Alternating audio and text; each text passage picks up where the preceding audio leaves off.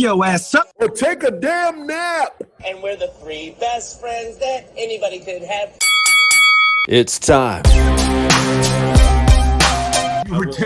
Sean, you were twerking. That's going to happen. Murph, don't be a dick all your life. It's one of the more fun podcasts I've ever done. Hey, I tell you what, if you're not talking about sports in the man cave, I bet not say you're not a man. That's it. I've coached high school football for 20 years now. First 17 years were in New Hampshire. And then about 2.5 years ago, my wife and I moved out to San Diego to be closer to our children and grandson. And it's a passion I have, and it's something I think often it's said that the good coaches coach for the income, the great ones coach for the outcome. And for me, it's just about making a difference in people's lives. Welcome, episode 82, Stories Inside the Man Cave. And we are remote on my end, vacation, and the show never stops as I'm going to try to change a little something to keep consistency. Clynch Hardge and our inspiring guests, as you just saw a tease, the coach Kurt Hines from San Diego, the Sunshine State. Clynch Hardge, Coach Hines, welcome. Glad to have you both joining me on vacation. Blessed to be here. Happy vacation, right? Yeah, no doubt. We appreciate you being so dedicated to your craft to take time out of your relaxation to make sure that people can listen to Sean Clynch talk. Oh, buddy, I don't know who benefits from that.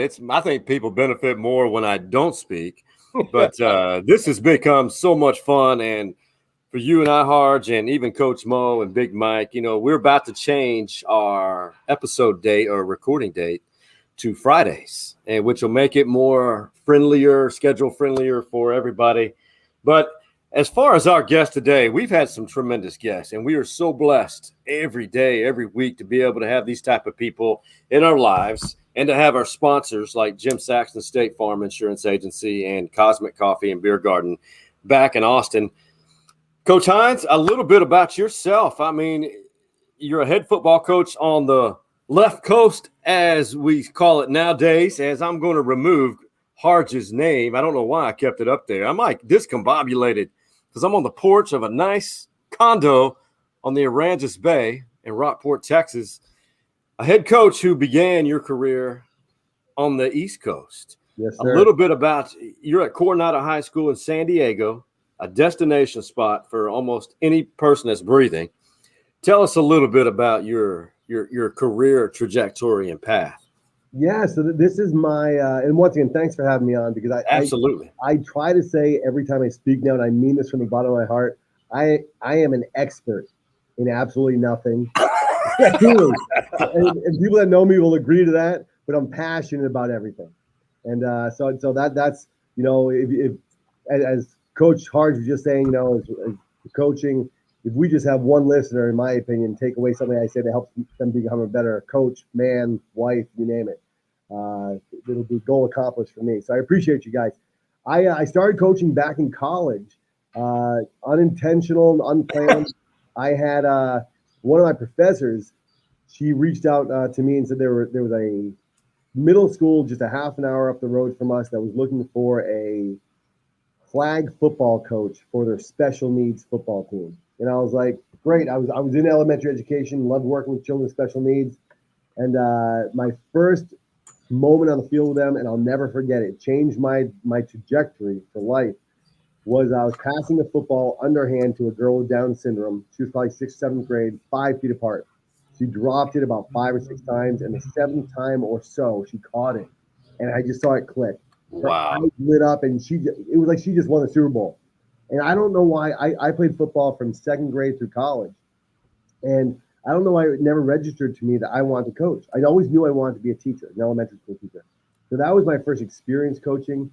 And so 2 years after my first teaching job, 2 or 3, I reached out to a local high school in New Hampshire and said, I'm looking to volunteer. I'll be a water boy. I'll hold bags. I'll be a glorified GA, if you will, grad assistant. And it just so happened that the head coach of the program said, hey, let me swing by your classroom. I taught in the same town. And he said, we're looking for a head freshman coach. So he's like, it's a paid position, head freshman coach. I was a head freshman coach there for 7 years, learned more in those 7 years than I had in all my years playing, as most of us do. And it was phenomenal. I learned the game of football from a coaching standpoint from a man that I'm still friends with today that knows the game and, more importantly, knows people. I think way too many of us know the game and don't give two craps about people and just use people for their own pawns. Yeah. I was there, and every year he said, "Hey, Kurt, come up to varsity." And I'm like, "No, I'm good." Like I didn't even have, I had no desire to be a head coach, no desire to be a varsity assistant. I was like, I've got my own thing here. I like it. And I got a call one day after my 7th season there by a head coach in the town where I was living with my wife and children. And he said, "Coach, we've coached against you for years. We want to have you on our staff." So the allure of coaching my son someday, he was still in middle school, appealed to me. So I left a very successful program, fortunately on very good terms, went to my hometown and had my world rocked. It was I'll be politically correct with this, as much as I hate saying that. The head coach and I just did not see eye to eye on anything. And I'm talking, yes, we didn't agree on X's and O's, but that was like basement level. But the most important was how you treat young men and how you do things. So I went home probably after like the 2nd or 3rd practice, and I told my wife, I'm done. I'm going to honor my commitment. I'm going to finish the year, but I'm going back to Sauhegan or I'll go somewhere else. And halfway through that season, she was working as a secretary at a brand new high school that had just been built. And she said, "Hey, they're looking for a head coach." And I laughed at her. I said, "Hon, I love you." I said, I've been a freshman coach for 7 years, a varsity assistant now for about 5 weeks. And she said, "What do you have to lose? Apply for it." So I applied for it, and I'll make this very long story short. The first interview, the principal and the AD said, "If you get this job," it was a very affluent community. They said, "We have a lot of doctors, lawyers, that type, business owners. They expect success. We don't have seniors yet, so that if you get the job, you won't have seniors your first year. But how long before you're in the playoffs?" And I don't like to think of myself as cocky. I really don't think I am. But for some reason, I said 3 to 5 years. And they both laughed at me. And it wasn't like a malicious laugh, but they knew what I was up against. For some reason, I got the job. My first year as head coach at Bedford High School in New Hampshire, I set records in the state of New Hampshire for getting our teeth kicked in more than any other school in the history of football. Man, and I, at the end of every game, I don't care if it's baseball, coach, basketball, football, you go through win or lose. What do every player and coach say to each other? Good game. Good game. Yeah, right. No one lied to me. They looked around, shook my hand, said, "Beautiful stadium, great field." No one even said good game. I was like, man, we're that bad. They had pity on this poor guy. They're not even going to say good game. And we went my 2nd year, we won 2 games. 3rd year, we did make the playoffs, got bounced out right away. And then my last 4 years there, prior to moving to San Diego, because we had our grandson, we went to the state championship 3 out of the 4 years. Each time in higher division, had 144 young men in our program, which for New Hampshire was really big. Had just done a fundraiser for a new weight room. So everything was just starting to get to where, not I, but we had created a powerhouse. And then my daughter, got married, had a baby, and we moved out here. I was an assistant at a private Christian school for 2 years, very successful, and just felt the call in my heart to be a head coach again. Took over at Coronado High School 4 years ago, and just wrapped up in this COVID season, a 5-game season where we're still a work in progress. That's defines me to a core, a work in progress. But we were able to win league, and we're gearing up for our next season, and my 5th year as head coach here. Coach, I wanted to, there's so much to digest in that because of the process, right? Everything that you said and how you got to each point and what motivated you in each step of the way. And I think that's amazing to me because you didn't see yourself as a head coach. You didn't want to be. You got pushed into that because other people recognized your talent. And I think that's a huge, huge part of it. But the other part of it is a lot of times, and I had this conversation this morning actually about how do you deal with others? And so you were in a situation where you and the head coach did not see eye to eye. And a lot of people, it's hard for them to say, you know what, I'm going to walk away from this because you had a family, you're trying to make some money, you're doing some things. And although your wife was working, you still were doing something that you love. And it's hard sometimes because sometimes the money takes over the will, right? And you found a way to say, you know what, I'm done. I'm going to go this way. And then whatever happens after that. Is that just a leap of faith, or just you were so strong in your conviction that I'm not dealing with that, and I know how to treat people, and I think I can do something more than what we're doing here? Yeah, man, Coach, great question, man. I think a lot, it stems from not a complacency, because I think I hate the word complacency, but as a freshman coach, I was, for lack of better words, complacent. I don't mean settling, but I loved where I was. We preach to our guys all the time, be where your feet are. You know, don't always look to the next best thing. Right. You know, water your own grass, as we say. I think part of my desire, as I reflect on it now, to having no desire to be a head coach, was I never thought I was good enough, ready enough, new enough. And I think it's like anything else in life, in marriage, in your faith with God, whatever it is, it's the stronger you become, the smarter you become, the more you realize you don't know, you know, and that's a powerful thing. I love that. I think it was part of that. It was a strong conviction of my why. I love football as much as the next guy. And I won't say I love it more than others, but as much as the most passionate person you can think or look yourself in the mirror. I love the game planning, the film, the weight room. I love meeting with parents. I love meeting with players. I love dealing with players when they have hardships. You can tell you love the weight room, Coach. We see your shirt. Yeah, well, I'm not going to stand up and show you my abs, because I can't do it either. But I'll tell you, Coach, for me, it's my why. If I had to sum it up in one word, comes to empowerment. If I can empower one other human being to make it through, you know, this world's starting now to talk more about depression, anxiety, and not being embarrassed of it. I've never suffered with those things, but I have people nearest and dearest to me in my own family that have and do battle that every day.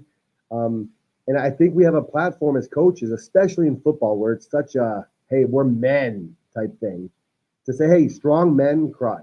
Strong men hug their teammates, their coaches, say, I love you. I end every practice. We talked about today as far as culture. I talked to our team and I said, it's based on love.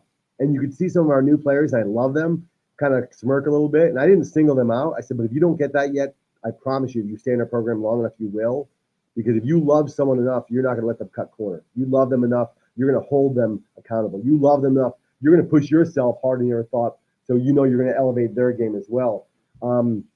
So it was that, and to finish up the answer, Coach, faith. Yeah, my faith means everything to me. And for me, it was faith of trusting God's plan. You know, as coaches or fathers, all the time, man, we say to our players, trust the process. Hey, you got to change the weight room. You got to fuel your body more. You got to keep coming. Trust me. You may not see it now, but 6 months, you're going to look in the mirror someday, or you're going to be on a game someday, manhandling someone, and you're like, wow, that happened. There's no doubt, and I'm getting better, but there's no doubt in my mind that God looks down upon me and says, dang, Kurt, shut up, just stop talking. Trust the process. I put That's what my kids tell me, Dad, leave me alone. Dad, Right? leave me alone. Yeah. And as we all say, you know, our fathers are all idiots until we become fathers of our own. Exactly. You know, and we're like, wow, my dad was a genius. You know, well, I may not have liked everything he said or did or how he did it, but dang, that guy's got some wisdom. So yeah, it was leaving. You know, 2 of my daughters cried when I said I was done coaching. I was like, no, I'm not done. I'm leaving here. I'm doing something else. And it's, you know, it's not my identity. And I know we've got to be careful with this, especially with our athletes. We teach them, hey, embrace the sport you love and play, but realize that your playing days eventually, even if you're blessed to play collegiate athletics or to the highest level, you know, professionally, at some point our playing days are all going to end. And if we find our identity in just being, hey, that athlete, we're going to have a huge void to fill. That scares me a little bit, to be honest, because I love being called coach as much as I love being called hun by my wife, papa by my grandsons, dad by my kids. And for me, that continues to circle around where we were able to win league this past short season. You know, it was a blessing for our team or a young team. It was a huge accomplishment. But as I talked about before, you know, winning championships is great, but I refuse to have championship rings on this hand and to lose this ring, because this ring is the most important. Great so point. The reason I share that is football is up there with me. It's my faith, it's my family and football, but I got to make sure that faith and family are always above football. And I think, you know, too many coaches, braggadociously talk about, hey, I spent so much time bringing film. My family knows they don't see me during the season. Well, that we're not really leading young men and young women to be better young men and young women because we're teaching them to put their family in the back burner. So that was a long answer to your question, but no, I dig it. No, I dig it. That's what it's about, because it provides insight to how you got to each level. And Right. And sometimes you know, as a coach, you feel like you're being long-winded, but the messaging is still there. So at the end of the day, if you're listening to the words that are coming out of my mouth, you're going to understand what I'm getting to when I'm talking about it. So, I mean, the journey is part of it. The journey is all of it. And you're able to tell a story because of how you got to that journey. And if you've never been anywhere or done anything, you have nothing you can give to someone. So the messaging is outstanding, my friend. I appreciate that. Yeah, Coach, I have to tell you something. You are the California version, or a similar coach here in Texas that has very similar belief, morals, and how to visualize the Bob. Have you met Bob Shipley? Not in person, but we are connected. Yeah. Okay, very similar, and he is one similar to you as well, who has embraced social media. I know it's taken us a while, but we have now realized that that's a tool not only to reach the world, but to reach young people. Not only, college recruiters use it as a way to sell their program. You guys, you and Coach Shipley are very similar in that you're promoting your brand, your message, and it's very authentic. And I wanted to share just a small snippet of an example of what you bring, because I think Hardge said it. There's no secret that it's not secret that you love the weight room, and it's major part of athletics, major part. Mm-hmm. But here's something that you posted on Twitter that I thought was simple but profound. Well, let's take a look and see if we can all agree on this. Scare me now. Doesn't care if you started last year, how many stars you may or may not have next to your name. The weight room doesn't care who mom and dad are, how much money they have, and how much they contribute to the school or your program. The weight room doesn't care if you're tired or not. There's a lot of things the weight room doesn't do. But like a good coach, the weight room does play favorites. It favors those who show up. It favors those who, regardless of how many excuses their friends may have, continue to put in the time, hour after hour, day after day, week after week, month after month, year after year. The weight room favors the bold enough to show up and do the work. Take it for what it's worth. Stay strong. I need to do some push-ups right now. I need to do some push-ups right now. I just put a sauna in my house, and I'm going to get some work in, and then I'm going to the sauna. I love it. See, I'm watching that, like thinking, why the heck am I breathing so heavy? I know I wasn't doing sprints, man. I agree with you, Coach. It's a tool. I think a lot of people kind of got razzed by some fellow coaches and stuff when I hopped on. And, what are you doing? And I don't remember who it was, but there was some Division I college coach. And in fairness to so many great ones out there, I don't know who it was, but someone smarter than me said, "Hey, meet your players where they are." And for me, that was a paradigm shift. I'm like, dang, if that's where they're spending a lot of their time, why not? And since then, it's been a blessing where it's, opened so many doors, and just meeting great people and having connections like this and helping players and helping people. I've done, as I'm sure we all do, countless private messages from people I've never met saying, hey, something you posted that I just put on there because it's on my heart, help them in a way with their marriage or their son or daughter. And it's a blessing if used the right way. Right. And that's the thing about it, the way that you have presented things. And, obviously your players are looking at you as well and say, hey, man, here's where we are. This is what's going on. So I'm going to be in the weight room at this time. Are you going to be there with me? Because I'm going to get my work in.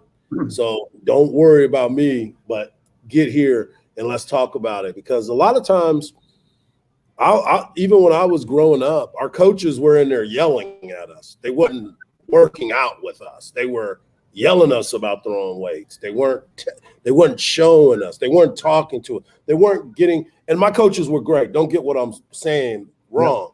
But sometimes to go back to your point of what you said about the mental health part of it, that's where you get to put your feet where your kids are and be able to say, hey, man, what's going on? Yeah. You seem like you ain't been yourself lately. This is not coach talking. This is a friend talking to you. And sometimes they'll let you in, sometimes they won't. But if you don't open that door to them, it'll never be open. So, Man, good job. So, yeah, no, you hit, in my opinion, you hit the nail on the head. I've only always, I played growing up on the East Coast hockey and football, but I've only coached football. But our practice schedule is probably like most for any sport. It's down to the minute. We got 8 minutes for stretching. We got 12 minutes for this. We got 20 minutes for this. So for me, the weight room in the off season, I'm as passionate about that as I am the season, because as you said, I can work out side by side with them. We have a player, young man, who just graduated this past season, who, when I fit in to spot him on the squat, I get the crook of my arm under his armpits there, and I'm with him and sweating with him. If I slap him on the chest and I'm yelling, come on, Jack, and he started for us for 2 years, he would drop the weight, cry, and go home, because he's such an introvert. He's such a cerebral. He was never strong, and I'm not knocking him as a young man, but he started for us for 2 years, helped us win a league championship, because he was such a cerebral player who will probably go Ivy League, not play beyond high school. But I would have never known that if I only met him on the football field. Right. Yeah, because I was able to be in the weight room with him for months over the past course of his high school career. I know for Jack, I fit in, and I literally say, Jack, I got you. I'm here for you, Jack. Other players, Asa, one of our centers this morning, squatting a decent amount. I got to slap him on the chest and get going, because he wants and needs that.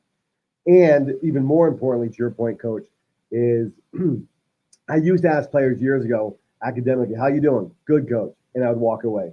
And then grades would come out. I'd be like, whoa, good. 4 D's a C. And they're like, yeah, but I got a B. I'm like, whoa, we have different definitions of good. So I smarten up a little bit. When I ask a player, how you doing now? If they say, whatever they say, good, okay, great, I'll say, what are your grades? So let's dig a little bit deeper. When a player says they're great now, I won't say this young man's name. About a week ago, I had a player here in my coach's office. But we were starting the weight room. Brought him up to my coach's office and said, how's things going? Great, Coach. But the way he said it just didn't sit well with me. So after workouts, I said, hey, can you come to the office for a second? So we sat down. I said, things are great? He said, yeah. I said, what's great in your life? Just a simple question. And he looked at me and he goes, honestly, and he paused. He goes, my parents have been on my case a lot. I broke with my girlfriend. I said, what's great in your life? Because he said life was great. And he starts telling me things that aren't going well. Right. And if I wasn't with him in the weight room there and didn't try to be in tune with, get to know them on a personal level, I would have been great and walked away. Now, this young man's great, and I don't think there are any there aren't any dangers right now in his life currently. But it could have led to something that opened up a book, or a situation for him. So hopefully he feels comfortable enough now coming to me and say, hey, Coach, listen here for about 25, 30 minutes. Next time, things aren't going so great, I'm not going to say great to him. I'm going to say, hey, can we talk? Right. There it is. And for me, that there's no better time to be in the weight room to really work out, sweat with them side by side. And I compete with them all the time. And I love that players are, because my knees are a mess and all that stuff, but starting to lift more than me now, because if I'm the strongest guy in the weight room, we're not going to win many games. That's Hey, Coach, I apologize for some background noise. I am literally sitting 25 yards from the Aransas Bay on the Texas Middle Gulf Coast with a thunderstorm approaching to my east. And we have some kind of construction. They're still recovering from Hurricane Harvey over here 4 years later. But this may be the best part. And I wish we had an hour with you, and we'll definitely have you back on at some point. But you have so many profound tweets, stories on Twitter. Give Coach Hines a follow on Twitter, and to transition to what we think is the best part of our segment one interview all the time. It's the Jim Saxton State Farm Insurance Man Cave story. Now, this could be anything, a turning point in your life, a moment in the locker room that had a profound effect on you, or maybe humorous, anything to do with your life that kind of like to laugh. Story. We like to laugh a lot. All right, man. Well, so the first, this won't make you laugh really, but the first, I hope not. You guys are twisted if you laugh on this one. But, the summer after my freshman year in college, I came home. My parents were on vacation, and I'm the middle of older brother, younger sister, and we had a party, or I had a party. My brother had one friend come over. I invited to town, and I had way too much to drink. Got into a fight with my brother. My friends pulled me off him.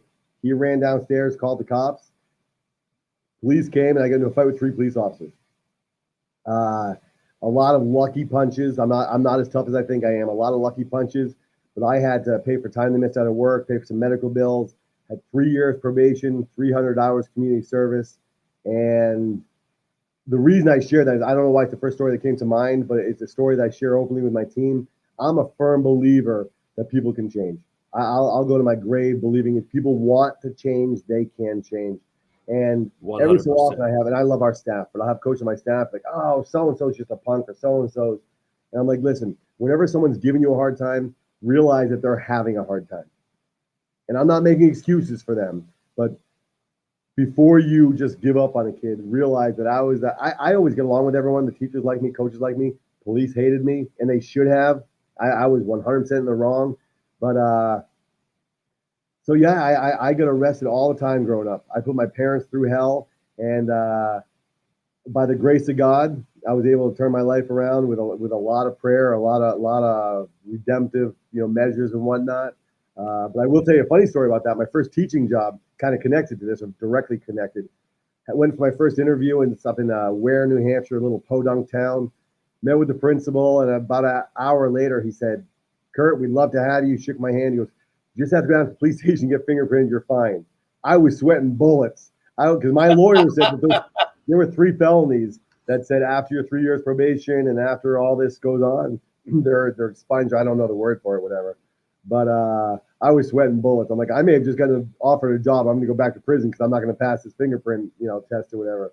But yeah, it's just my life is a story of ups and downs, failures upon failures upon failures. And because of my faith, go back to your question, Coach, it's allowed me to realize that it's the failures that give us strength. It's just, I'm guilty of it too. I'm sure at some point I tweeted, someone's going to find this, like, yeah, you said this once. I'm not taking any more L's. It's like, man, embrace the L's, embrace the losses, because the losses are what give you strength to overcome those. So that's, I wish we had an hour too, because I could talk forever, but that's it, man. That's the thing about it. I like what you just said, embracing the L's, because it teaches you something. And I remember this too, because everybody asked me about my baseball career and certain things. And I always go back to, I made 3 errors in the championship series that I will never, ever be able to get back. You know what I'm saying? So all the success, all the fun, all the good times that I had, that still plays into my mind for everything that I do, because of the fact that not only did I lose, I lost for my teammates that may have never, ever won anything after that. I was fortunate enough to win a couple rings in the minor leagues. But when you look back at it and you're like, I could have had one more, and then that teammate that didn't get past that level could have had his one, and he could be walking around with that. I never forget it. People are like, oh, you did this, you did it. No. In rookie ball, I made 3 errors in the championship series that I can never get back. And I'm so pissed off about it. But I learned from it, though, because I didn't do that again. Yeah. Amen. That's powerful. Yeah, learning from, I'll be honest, I make a lot of mistakes, probably daily. Well, I learned a minute ago when you knocked over some and gave us a background noise. Yeah. That's right. Bring that up. He knocked over his drink tray, said it was fun. I had to drink it because it was becoming not frozen anymore.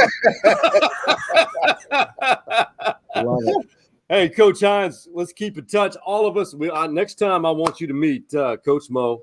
He's a former Aggie, Texas A&M Aggie running back, and he owns a gym on the Northwest Austin area. Great guy. He coined the phrase for us, "Wake your ass up." He's a great guy that you could talk business with. Very intelligent guy. And then Big Mike, Last Stand Hats Company. He made this and that one. Nice. From my alma mater, Stephen F. Austin. These are new. And we need to get you one. Yes, sir. Something like that. But we will definitely be in touch. And till next time, I want to try to catch up with you before the kickoff of the season because we're starting to get heavy in Texas high school football. Yes, sir. And we appreciate you. On the other side of this break, as we wrap up episode 2, we will transition to what Sarkisian said that kind of reminded people of Tom Herman. That's on the other side of this break.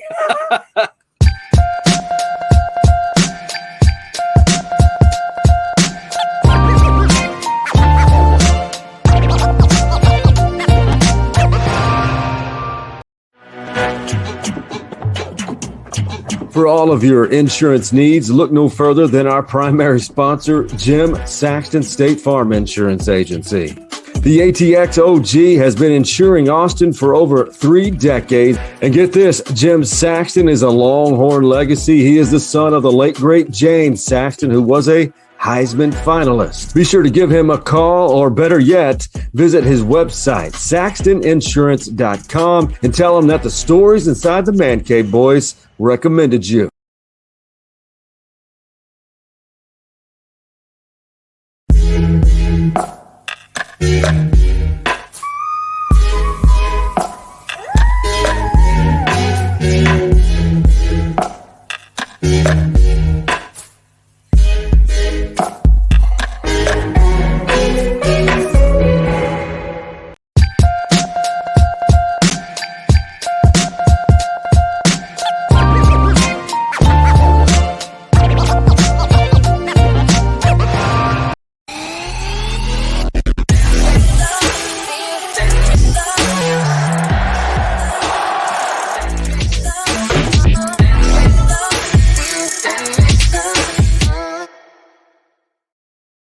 Hardge, man, if that doesn't get you ready, baby, Big 12 football, I mean, precursor, a little tease, maybe, something like that. Yeah, I'm excited about it. I'm ready for football. Big 12 Media Days was the kickoff to the football season this week. SEC, ACC, Sun Belt gets into it. This is unbelievable. I'm so excited because, Sean, think about this, man. There's so much going on. And at one point, we had so many sports that were happening. It was unbelievable. There was things going on the entire time. And now basketball is over. Baseball's on the second half. And now we are less than a month away from football season. I cannot wait, bro. Oh, it's absolutely beautiful, man. It's about time that we had something like this to look forward to. But the one thing that I thought, everyone, you know how it is.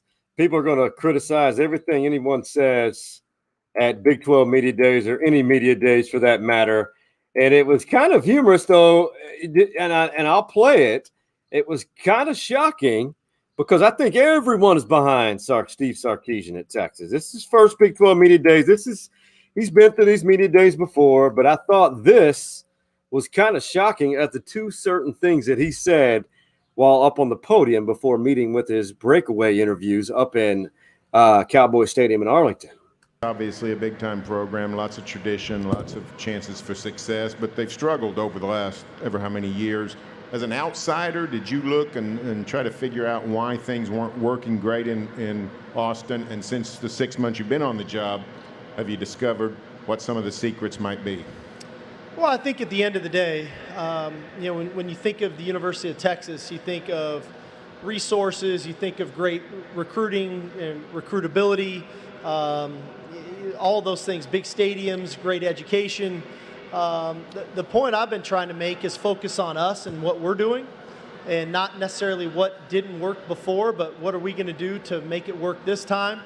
And the point of all of that is we can't sit back and relax and think, because we've got a great stadium, because we've got great resources, because we've got the 5-star, 4-star players, that we just sprinkle a little magical fairy dust and all of a sudden we're a really good football team.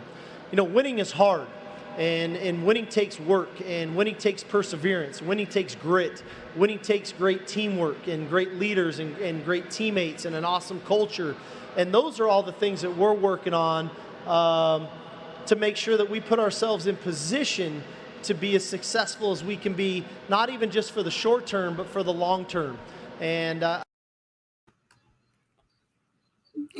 Hardge, was that a troll job or was he being serious? That is the whatever. How much money is he making? Like $3 million a year? That's a $3 million question right there, Sean.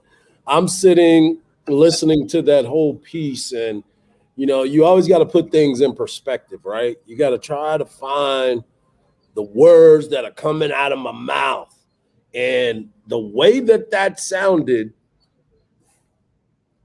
Let's put it like this. Bucky Godbolt told me this. That's coach speak, right? It is. But you can't use those words because that is what got people up in arms the first time the coach said that. Yeah. Now, do I think Sark might have trolled? Absolutely. Absolutely. Because here's the biggest thing for me. The progress of the recruitment has changed. Mac, his last couple years was kind of the recruits were kind of up and down. Charlie came in and he brought a little bit of talent. There were some guys that were on the cusp. Tom Herman brought in great talent. He did. Coaching ability was what hurt the University of Texas. And I say hurt, and that's probably wrong because they did have winning seasons. They did go to a Sugar Bowl. Tom Herman didn't lose in their bowl games, and they made things happen. And now I want to see, can this level of coaching with Sark, Coach Flood, PK on the defensive side, Joseph, secondary, all these coaches, Choke, Banks on the special teams and the defense, I mean on tight ends, this is what we've been waiting for. Now, my biggest thing is please, let's not crucify the man for everything that he does because that's what we do at the University of Texas when it comes to coaches not performing. That's the most important thing. Be patient. I can't agree with you more. Let me clarify. That was my choice to run that. And the only reason I did it was, as well as I do, how monotonous Big 12 or any type of media day session those are. But I thought that's the first thing I heard. And for him to do it on the podium, that's for people who don't know it, Big 12 media days, the podium's first to the masses. Then you go to the breakaway for us, TV, radio, whatnot. But for him to say that in one of his first statements, I almost spit out my drink because I thought it was amusing because I thought he was trolling Tom, buddy. Right. But you said it best. Any football fan who loves Texas, do not crucify this man because you're going to find parallels or roots or limbs like a tree, extensions that relate to Tom. Let this man coach. Yes. He has built the best coaching staff in probably well over 10 years that this university's program has had. There's a lot of skins on the wall within this coaching staff. So I agree 100%. It's crazy. And, because we are running out of time, I like how – and we're going to talk a lot about football and college football throughout the month of August, and we're going to get a little deeper. But I think the best hair follicles in the Big 12, and I think you know where I'm going with this, is our guy up in Stillwater, Oklahoma. I don't know. When was that? 6 years ago, 5 years ago? Mike Gundy. Well, here's a little mini story that we all love. We all love making fun of that hair. Oh, Mike Gundy. Let's check it out, Hardge. I'm a man. I'm 40. Last year it was the Mary Kay ladies and your interaction. This year you're bringing the style to a new another level. You have a new hairdo. What is this your wife's decision or is it something you were comfortable? I thought Mary Kay was going to be here again. And so I got here and it was just you guys. And so pretty much I wasted 2 months of hair growth. You'd like to have that, wouldn't you? I'm heading toward a mullet, get a little bit of loose perm in there and get a bi-level cut and go right back to it. Your hair choices have always been a hot topic. What went into the decision to cut the mullet? If that's the worst question I get today, that's not bad at all. Honestly, when I went into Kathy's, she's cut my hair for 20 years now, and I love her company, but I said, I've got a lot of things going on, so let's try and cut my hair to where I don't have to cut it till the season's over. And she finally agreed to do it. And so we did it. I didn't really think it would be a big deal anymore, but I do get a lot of questions about it. But we've had a lot of fun with it, and I'm hoping that it'll still grow really fast and get back by the end of the season.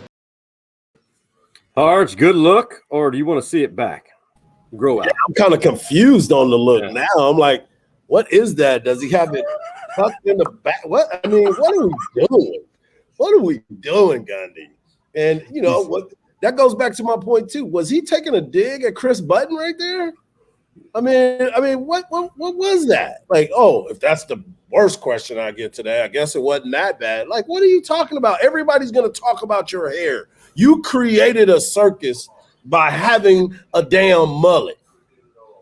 Now, all of a sudden, oh, if that's going to be I mean, damn, man, you cut the mullet good. People are going to talk to you and want to know what's going on. That's the thing that damn bothered me. It's like, come on, man, own it. Own it. You owned it before when you grew it out, talking about my son didn't think I was going to do it. You were running around in a wrestler's uniform one time in your office. You're doing all aerobics. You done all the singing. We damn sure going to ask you about your damn mullet, bro. Answer the question. You can't handle the truth. Can't handle the truth. Don't have a mullet. Don't have a mullet. Hey, speaking of haircut, did you see our boy George Teague, former Dallas Cowboy great, who blasted T.O. for running the star at the old Texas Stadium in Irving? He's in Stories Inside the Man Cave podcast alumni. We got to have him on because I want to see the interaction between you two. I hope you saw this because we're speaking of hair. Teague, I don't know if he got a little bored or just discovered it while he was cutting the lawn. This is pretty damn funny. He's on the lawn trying to figure out why barbers do this. Hey, yo, check this out. This how barbers be when they get their scissors and they think they're doing something after they finishing up your haircut. They be like, why they always do this part right here? Like they trying to get some of the stuff off, you know what I'm saying? And, here go a little piece. They get that little part right here. They get this little part right here. Yeah, that's what they do. That's what they do. Hardge? Hey, as a brother that goes to a black barber every once in a while, I mean, when I say I go to a black barber, that's me going into my bathroom and cutting my hair because I'm a black barber. George Teague is on point because for those that didn't get a chance to see it and you're just listening to the audio version of this, he's laying on his grass, and all my brothers out there, they know what we talking about. He's laying on the grass in his yard, and he's clipping little pieces of grass like it's sticking out of your hair. Like do it on your beard, do it on the top of your Sean. You know we're follicle challenged. It is very much so. Yeah. I think I could grow mine a little bit more than you possibly can. I have faith in you, Hardge. You can. You have more follicles than active follicles in me. Active follicles, that's right. So George Teague is right on the money when it comes to the brothers in the barbershop. You know, when you go get a haircut, where do you go to get your haircut? In the bathroom as well? In the bathroom. I got it. Clipper Guard 0. Bagel. Yeah. Number one, baby. Number one. Hey, you do mine next. I'll do yours. No, hey, look, he's kidding, folks. We don't get down. No, we don't. We're not down like that. But we are about to tell you something. Hey, man, tell me something good.